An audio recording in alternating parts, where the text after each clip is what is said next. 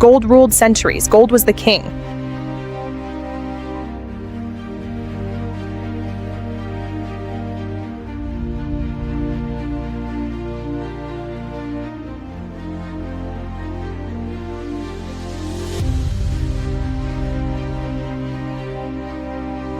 Then silicon took the throne, truly.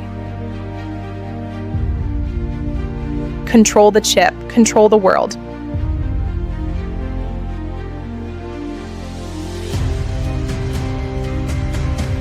Control the future entirely.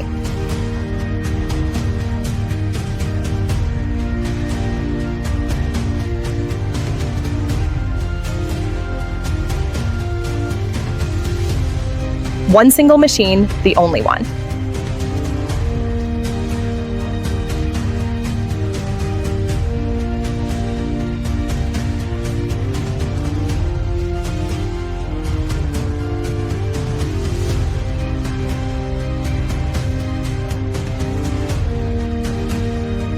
Modern civilization depends on it, now. Attack Taiwan and the lights go out. And the world economy goes dark, fast. The most valuable object on Earth, period.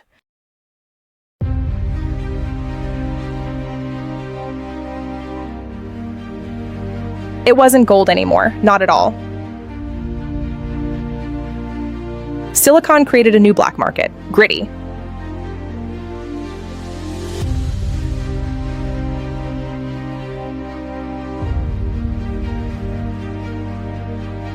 Everyone wanted access, everyone.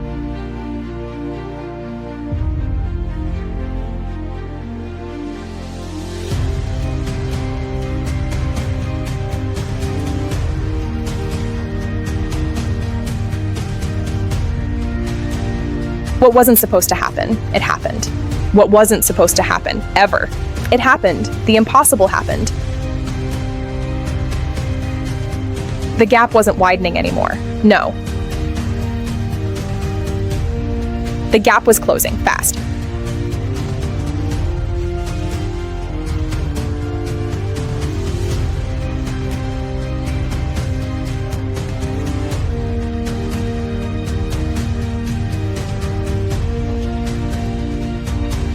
One massive storm, the perfect storm. Global panic ensued, total panic.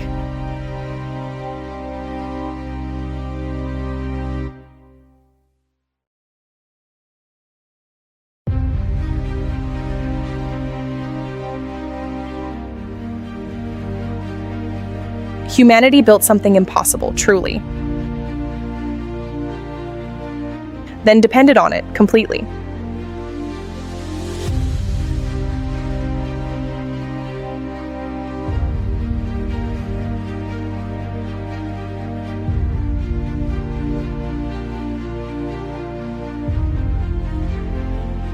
Modern weapons needed chips, many chips.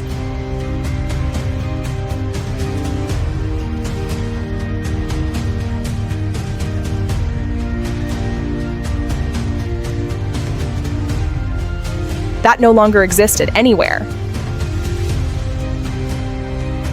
These weren't exercises anymore, no.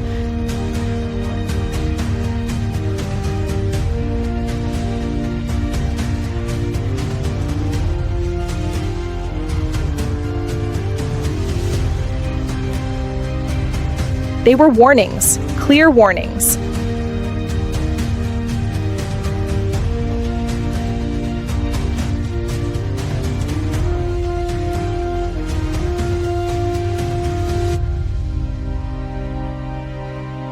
Nobody stole the chips, nobody. They stole the knowledge, all of it. If Taiwan fell, the world would fall. The factories would fall first, always. The next war wasn't for chips, no. It was for what replaces them, future.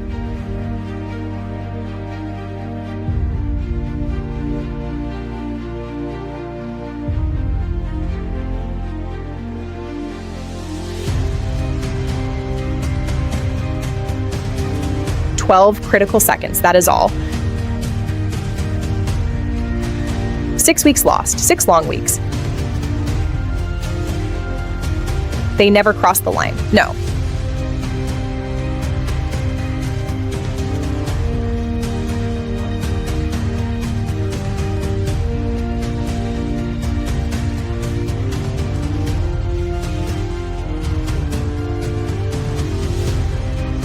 But everyone understood, truly. Trillions disappeared, overnight.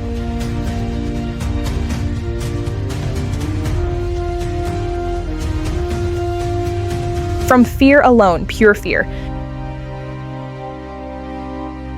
Everyone had a backup plan. Nobody expected to use it.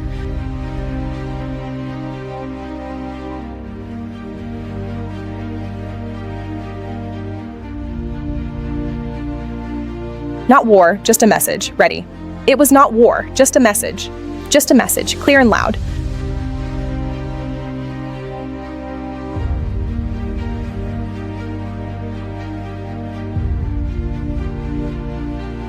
For centuries, gold was the foundation of power.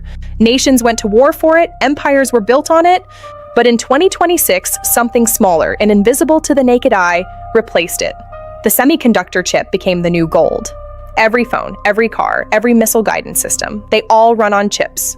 And 92% of the world's most advanced chips come from one island.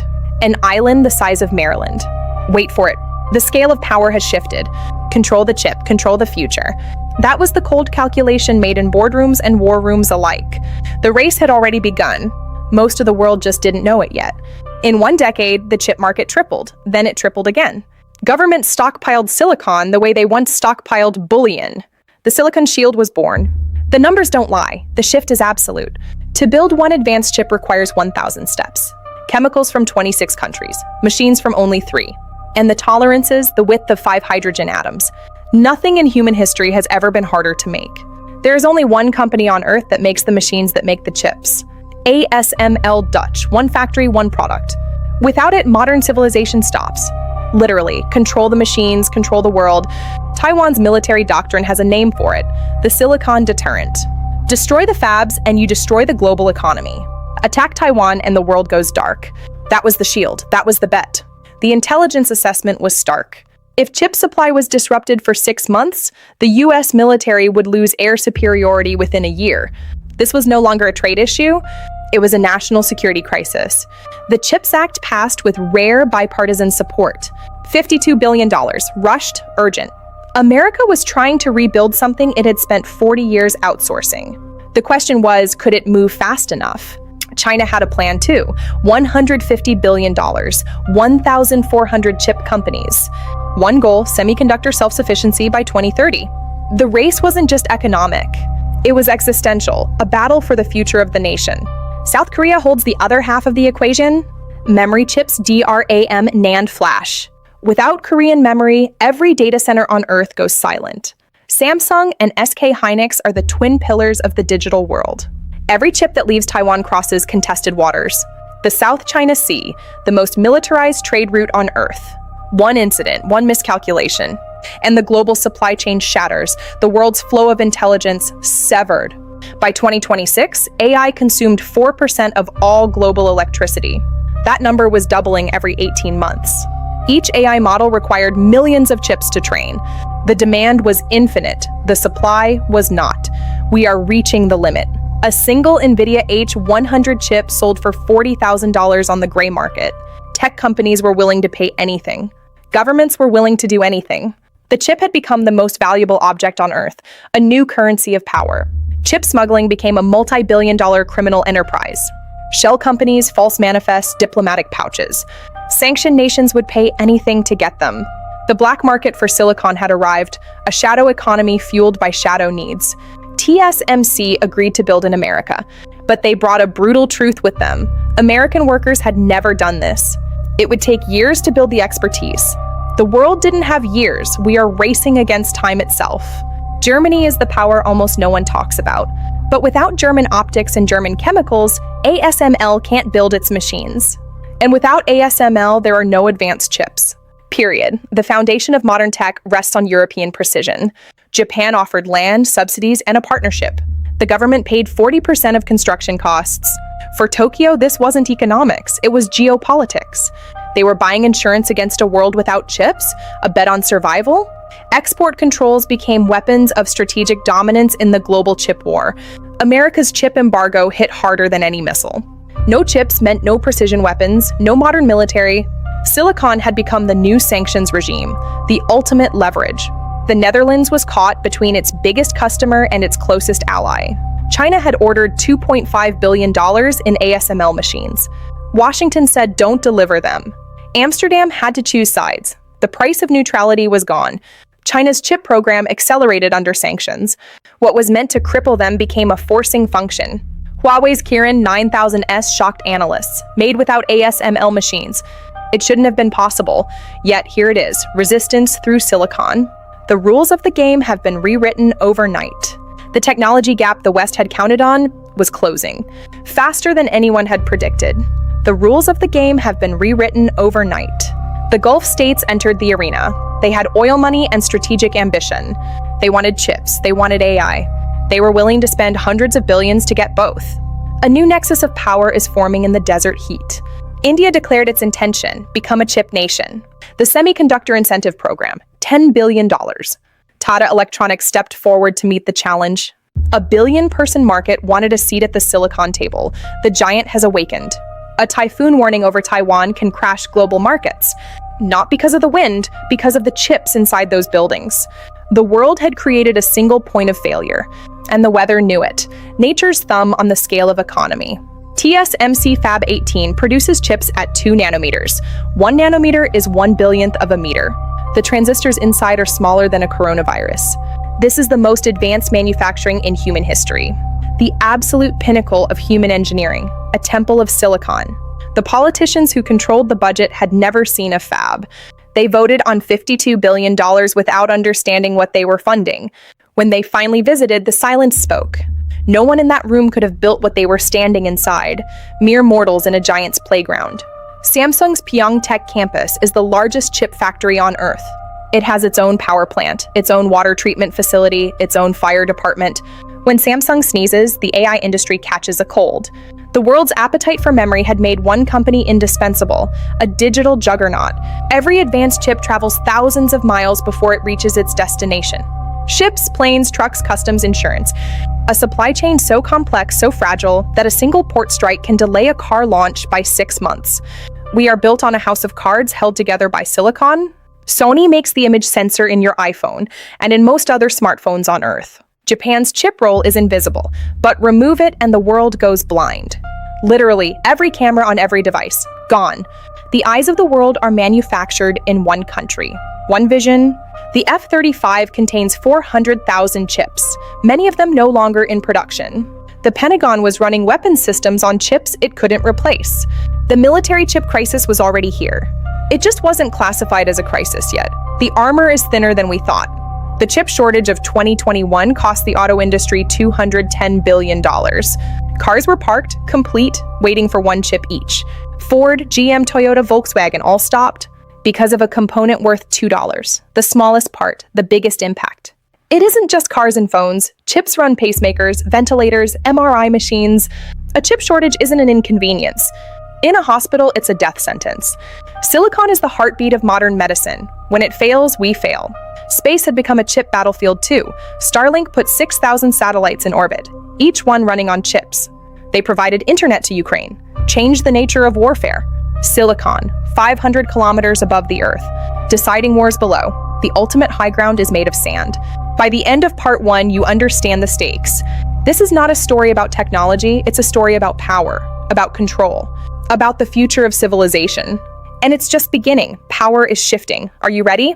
The Taiwan Strait is 180 kilometers wide. It is the most dangerous shipping lane on Earth. Not because of pirates or storms, because of what sits on both sides of it. The military exercises weren't exercises anymore. They were messages loud and clear to the world. From Beijing, Taiwan is ours. From Washington, we will be there. Wall Street had built a risk index for Taiwan. It measured probability of Chinese military action by the quarter. When it spiked, markets fell. Chips had become the most systemically important commodity on Earth.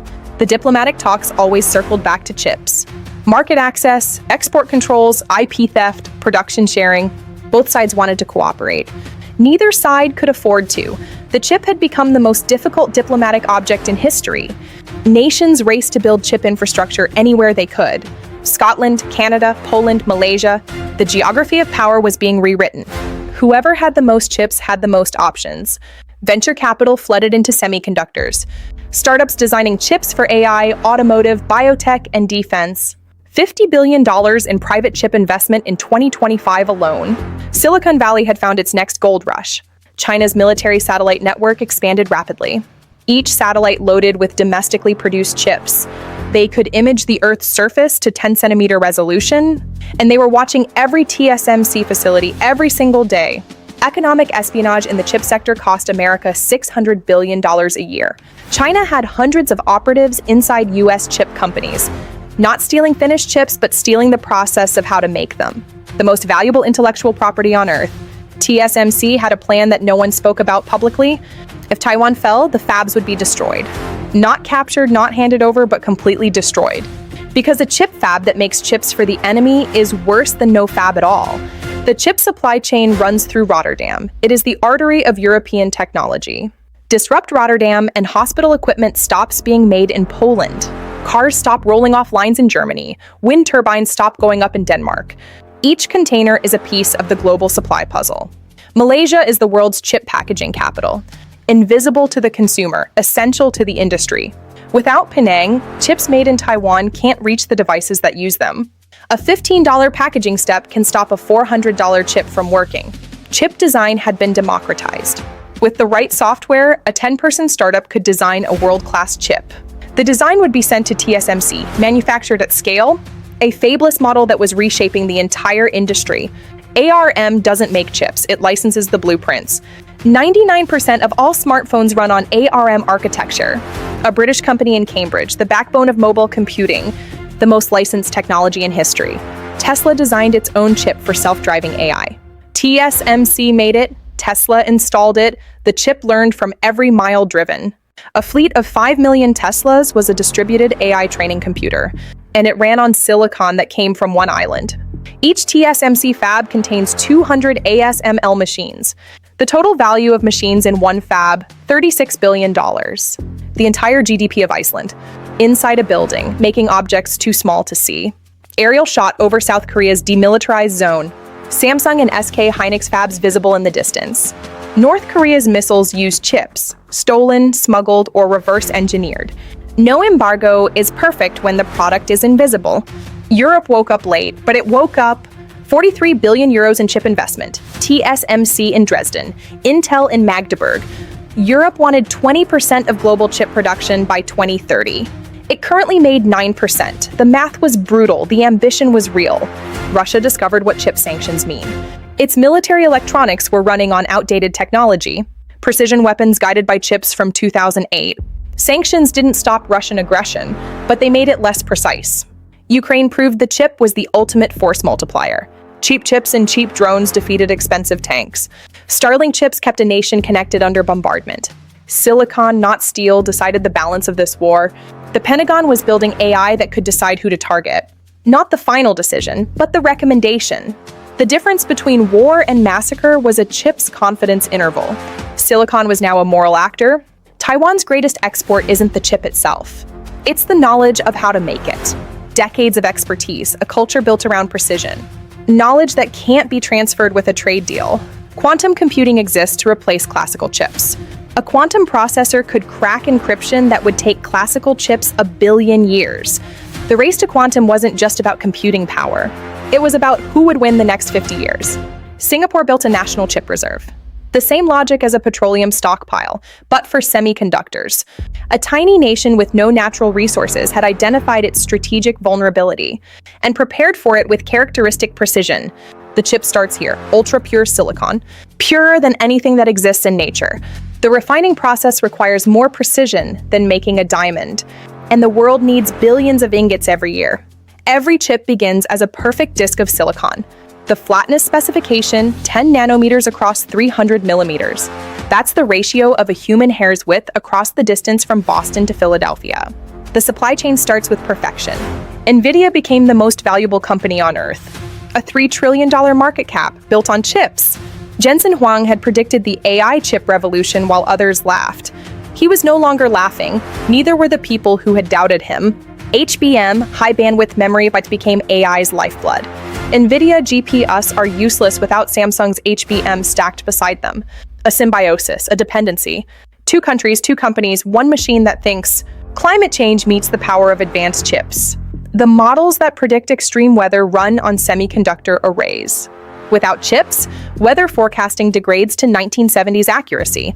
Silicon was now the difference between warning and catastrophe. Modern infrastructure runs on chips. Power, water, nuclear safety, traffic. Remove the chips and the city begins to fail, not all at once, but progressively, irreversibly, like a body losing its nervous system. Chips were discovering drugs that human scientists couldn't find. AlphaFold, protein structure, disease targets. The chip was reaching inside the body to fight it at the molecular level. Silicon learning the language of life. Robots run on high-performance chips. Not the fictional kind, the practical, economic kind that was reshaping labor. Amazon's fulfillment centers had 1 million robots by 2026. Each robot had more compute than the moon landing. For the people of Taiwan, the chip was not an abstraction. It was their economy, their identity, their protection, and their most dangerous asset. They knew better than anyone what the world was willing to do for silicon. Freedom of navigation, legal right, contested reality. Every patrol through the South China Sea was a message. Every response was a countermessage. And underneath it all, the reason, the chips flowing through these waters. For the first time, the G20 put chips on the formal agenda. A small act with enormous significance. The world's largest economies had acknowledged silicon was now a matter of global governance. Part 2 ends where the truth begins. The chip was never just a product. It was a decision about what kind of world we wanted to build and who would be allowed to build it.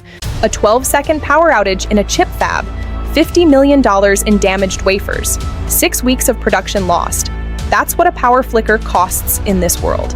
Imagine what a war costs. China flew 153 military aircraft into Taiwan's air defense identification zone in one day, the largest incursion ever recorded. The jets didn't cross the line, but the message was clear: we can. The emergency G7 met in secret first, then publicly. That was the tell. When governments stop pretending to be calm, the world stops pretending it isn't afraid. Japan activated its island defense protocol, the Nansei Islands chain, a ladder of islands from Japan to Taiwan, each one a potential military position, each one a chip transport route. Markets knew before governments acted. $2 trillion in global market cap evaporated in 6 hours. Not because a chip was destroyed, because of a question: what if it could be? Apple's supply chain team worked through the night. They had 900 suppliers, 180 were in Taiwan. The plan for disruption had existed, but no one had believed they'd actually open the file. The United States moved strategic assets into position. B-52s, submarines, carrier groups, not an attack, a signal. Spoken in the language that Beijing understood, capability. Beijing controlled the narrative at home. Abroad, the world was watching something different. The gap between China's stated position and visible military movements was a chasm that diplomats were frantically trying to bridge. Taiwan had rehearsed this moment for 70 years. The question was never if, it was always when. And what would happen to the fabs? Semiconductor engineers were the most strategically important civilians on Earth. TSMC began implementing phase 1 of its continuity protocol. No announcement, no press release. The yield rates would tell the story in 3 weeks, and the world would feel it in 3 months. The President of the United States was looking at a decision tree. None of the branches led to a good outcome. Military action meant global recession. Inaction meant strategic defeat. The silicon chip had boxed in the most powerful nation on Earth. Every major economy had a Taiwan contingency plan. None of them had thought it would be opened this year. Britain's chip dependency was hidden in plain sight. Its entire digital economy ran on Taiwan silicon. The shipping lanes had already changed. No declaration, no formal announcement. The market made the decision. When chips are at risk, nothing runs on schedule. Apple had been quietly stockpiling chips for 2 years. They saw this coming before governments did. Their buffer, 4 months at normal production rates. After that, iPhone production stops. The world notices. Elon Musk had a decision to make. Starlink served Taiwan, but Starlink served China too, and China had leverage over Tesla's factories in Shanghai. One man, one company. Both sides of the most dangerous standoff in a generation. The chip equipment companies were the first to feel it in their numbers. No fabs being built means no machines being ordered. The ripple moved upstream, to the suppliers of the suppliers. Tier 3 companies started laying off workers. The news hadn't caught up yet. Germany's auto industry employed 800,000 people. Every one of them depended on chips from an island under military threat. The phrase supply chain resilience had been in reports for a decade. Now it was a crisis, not a recommendation. The chip shortage hit hospitals 6 weeks into the standoff. Medical device manufacturers had 90-day chip inventories. No more. The WHO issued an advisory. A geopolitical dispute had become a health emergency. Back-channel diplomacy never stopped. Both sides had too much to lose. The question was who would blink first, and whether the chip factories could survive the weight. Under the Pacific Ocean, 400 submarine cables. They carry 95% of international internet data. Several of them were being shadowed by vessels with cutting equipment, not yet used, just positioned. TSMC had been quietly transferring knowledge to Arizona for 2 years, not the whole recipe, but enough to continue. The yield was 40% lower than Taiwan, but 40% of TSMC's output in America was better than 0% from a war zone. South Korea's chips were different from Taiwan's. Memory, not logic. DRAM and NAND, not processors, but both were essential. And Seoul was caught between Beijing and Washington, as always. Chip-dependent grid management systems began failing, not dramatically, not catastrophically, just degrading, slowly, inexorably. The lights didn't go out, they flickered, and flickering is how collapse begins. ASML halted all deliveries pending government review. The Dutch government had never made a decision with these stakes. A small country, a single company, holding more global power than most militaries. China's domestic chip program delivered faster under pressure. Necessity, the accelerant. For military applications, guidance, communications, targeting, domestic chips were now sufficient. Not optimal, sufficient. Singapore convened the summit no one thought possible. All 5 chip nations at one table, not because they liked each other, because the alternative was worse for everyone. The markets moved faster than the diplomats. Before the agreement was signed, futures recovered 12%. Silicon had created the crisis, and the promise of silicon was resolving it. The Arizona fab saved something intangible, not supply. It wasn't big enough for that. It saved the idea that the supply chain could be rebuilt, that the US wasn't entirely dependent, that a different future was possible. Taiwan survived the standoff, as it had survived every previous one. The fabs kept running, the chips kept flowing, and the world exhaled and went straight back to depending on them. 183 nations voted yes. The UN Semiconductor Security Resolution had no enforcement mechanism, but it had something rarer: unanimous acknowledgement. The chip was now a matter of international law, in principle. China framed the crisis as a victory.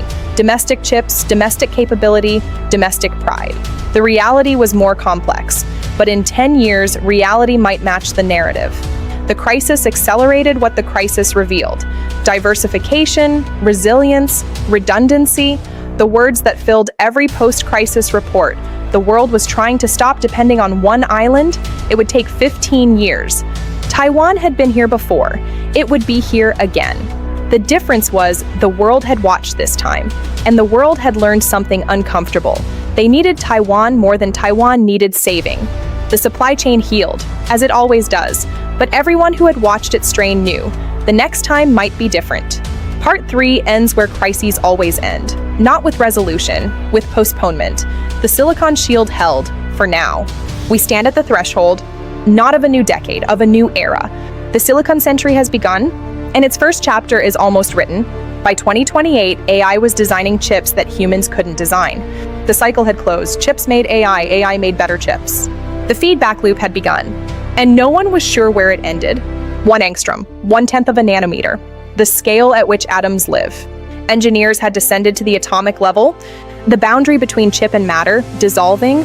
The Silicon Accord of 2026 was imperfect. It had no enforcement mechanism. China signed with reservations, but it established something that didn't exist before: the principle that chips are too important to be a weapon of war. Africa entered the chip era, not as a consumer, as a maker. Not as a consumer, as a maker. The decision was strategic and human, because the digital divide begins with who controls the silicon. Space manufacturing was no longer science fiction. Chips made in orbit, in vacuum, in microgravity, had properties Earth couldn't replicate. The supply chain was going vertical. Literally, the beginning of manufacturing's next frontier. Neuromorphic chips thought differently, consuming 1,000 times less power, not faster, differently. They consumed milliwatts where conventional AI consumed megawatts. The chip was learning to think like a brain. The implications were boundless. Photonic chips used light, not electricity. No heat, no resistance. The speed of light itself as the signal. Data centers could run cold and quiet. The electron had a successor, the photon. TSMC built a global network. Not to replace Taiwan, to survive without it if the unthinkable happened. The silicon shield had been upgraded. But the lesson was learned. The world would never again put all its silicon eggs in one basket. The chip had become the instrument of human ambition, not a product, a tool for civilizational problems. Climate, medicine, energy, food, the chip solving civilizational problems. Every impossible problem was a chip problem in disguise. Fusion energy required chips to work. The plasma management systems processed terabytes per second. When fusion succeeded, chips were in the control room managing the roar. Clean energy, made possible by silicon. The autonomous city arrived in the 2030s, not all at once, district by district, processing 4,000 camera frames per second, making decisions in milliseconds. The urban future was a silicon future. It was just the beginning. Chips were growing food, precision agriculture, water optimization, vertical farming, light spectrum control, yields exceeding anything possible.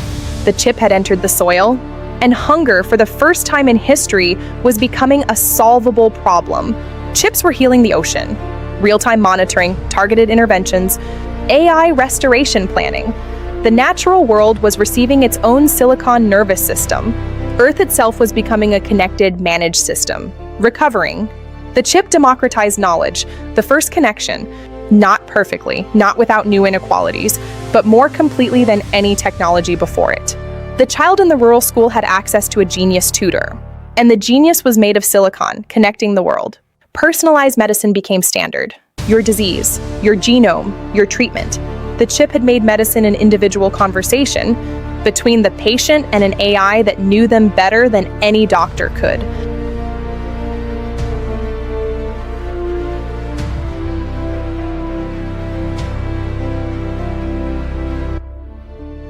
Humans returned to the moon, and chips went with them.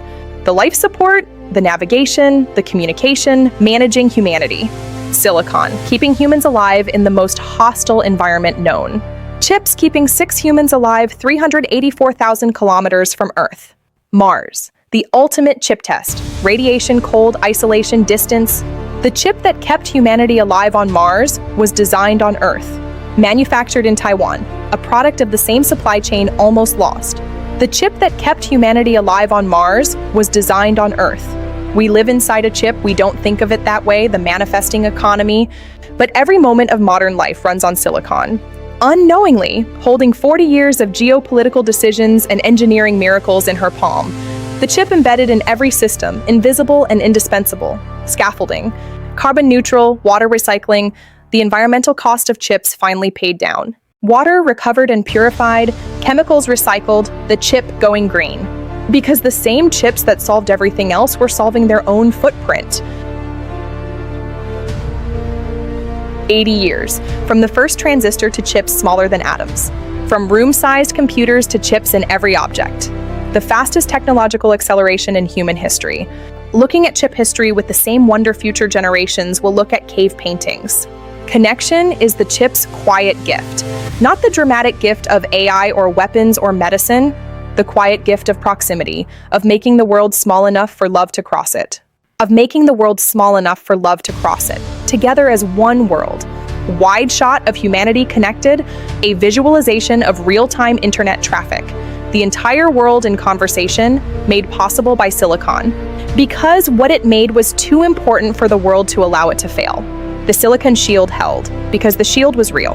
The silicon shield held, because the shield was real and enduring. Because whoever controlled the chip controlled the mind of the machine. The next generation of chip engineers graduated from more countries than ever before. The chip is the most powerful tool for human equality ever invented. Not a perfect tool, not a fair tool. History will mark Hsinchu the way it marks Detroit in the auto age, the place where the world was made. AI governance required chip governance. You cannot regulate artificial intelligence without understanding silicon. The chip's future was in more hands than its past, a new era of engineering. The child in the rural school had access to a genius tutor, and the genius was made of silicon. This is where the silicon shield is made, not in parliaments or war rooms or boardrooms. The 2026 crisis, now a case study in what not to be dependent on. Resilience was real. A small smile on a face that has been at this for 20 years, seeing the planet heal. Inside a child's hand, inside a moment that the child will remember without knowing what made it possible. Tracking shot of a cargo ship's bridge, captain navigating the strait without the tension of 2026. Labeled for delivery to both sides of the strait, the commerce of silicon ignoring the politics. From sand to silicon to circuit to device, the full arc of the most complex supply chain ever built. The place where the world was made, not the only place, but the first and the most important. The food grown with chip-managed agriculture, the news delivered by chip-powered media. The process beginning again as it has a billion times before, relentless and extraordinary. The silicon shield, how chips became the most important object in human history. The beginning of a career that holds more global significance than any other profession of this era. History will mark Hsinchu the way it marks Detroit in the auto age. The decision was strategic and profoundly human, forever changing the course of history. Engineers had descended to the atomic level, where the very laws of physics begin to shift. The child in the rural school had access to a genius tutor, and the genius was made of silicon. Between the patient and an AI that knew them better than any doctor could. The expansion continued. Every region, every nation, every chip. The network grew stronger. Resilience was the new standard. Innovation never slowed. The next decade was already in the works, powering the mind of the machine, the substrate of thought. Manipulating matter at the atomic scale, extraordinary craft. Constant movement, relentless production, the rhythm of civilization. The clean room, the most powerful place on Earth, catching the light, a universe of transistors in every hand. Taiwan, Arizona, Japan, Germany, a web of light. The engineers of the future, speaking many languages. The successor to the electron, the photon leading the way. Governing the mind of the machine, the policy frontier. The silicon accord, the principle that chips are for everyone. Chips making AI, AI making better chips. The loop is closed. The autonomous city, district by district, a silicon future, precision agriculture, feeding a billion more, a solvable problem. Your disease, your genome, your individual conversation. The supply chain going vertical, space manufacturing, vacuum yields. Clean energy, ITER, the star in a magnetic bottle, success. Access to a genius tutor, knowledge democratized, equality. Signing for the future, 40 countries, one accord, principle. The chips still flow, commerce over politics. The strait is calm. Relentless and extraordinary, the machines that replaced gold. Every impossible problem was a chip problem in disguise. Solving. Personalized medicine, administered to those who would have died. Hope,